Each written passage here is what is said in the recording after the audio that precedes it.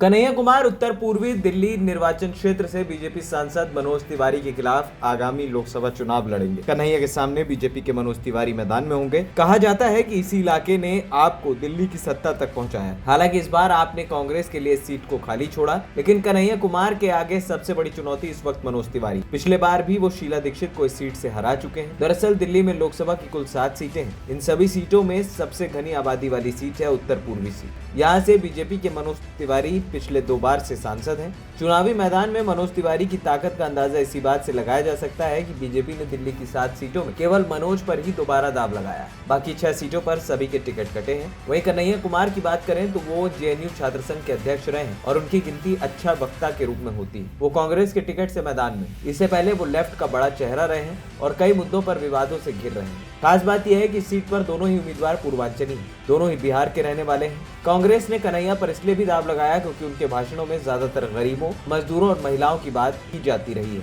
बता दें कि साल 2002 में गठित भारत के परिसीमन आयोग की सिफारिश के बाद 2008 में उत्तर पूर्वी दिल्ली लोकसभा सीट अस्तित्व में आई थी। इसके बाद साल 2009 में इस सीट पर पहली बार लोकसभा चुनाव में वोट पड़े थे। तब इस जीत को कांग्रेस के जेपी अग्रवाल ने जीता था। इस बार उन्हें चांदनी चौक से मैदान में उतारा गया। इस सीट में ज्यादातर लोग पूर्वांचल के ही हैं। अब देखना यह होगा कि जनता किस पूर्वांचली पर भरोसा जताती है। वहीं भोजपुरी सुपरस्टार होने के चलते मनोज तिवारी जनता के बीच काफी लोकप्रिय हैं। हालांकि वो भी कई बार विवादों में रहे। साल 2016 में वो तब विवादों में आए जब आमिर के असहिष्णु बयान पर उन्हें गद्दार कहा था, लेकिन बाद में मनोज ने स्पष्ट किया कि उन्होंने आमिर खान के बारे में कुछ नहीं कहा। इससे पहले वो साल 2009 में सपा के टिकट से इस सीट पर चुनाव लड़ चुके हैं। हालांकि तब उन्हें हार का सामना करना पड़ा था। वहीं उत्तर पूर्वी दिल्ली लोकसभा सीट में शामिल 10 विधानसभा क्षेत्रों में बुराड़ी, रोहतास नगर, बाबरपुर, तिमारपुर, सीलमपुर, गोकुलपुर, सीमापुरी, गोंडा, मुस्तफाबाद और करवाल नगर शामिल है। इनमें से सीमापुरी और गोकुलपुर के क्षेत्र अनुसूचित जाति के उम्मीदवारों के लिए आरक्षित। जनगणना के आंकड़ों के मुताबिक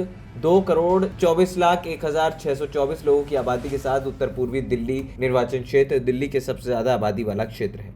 एएनपी टाइम्स की रिपोर्ट।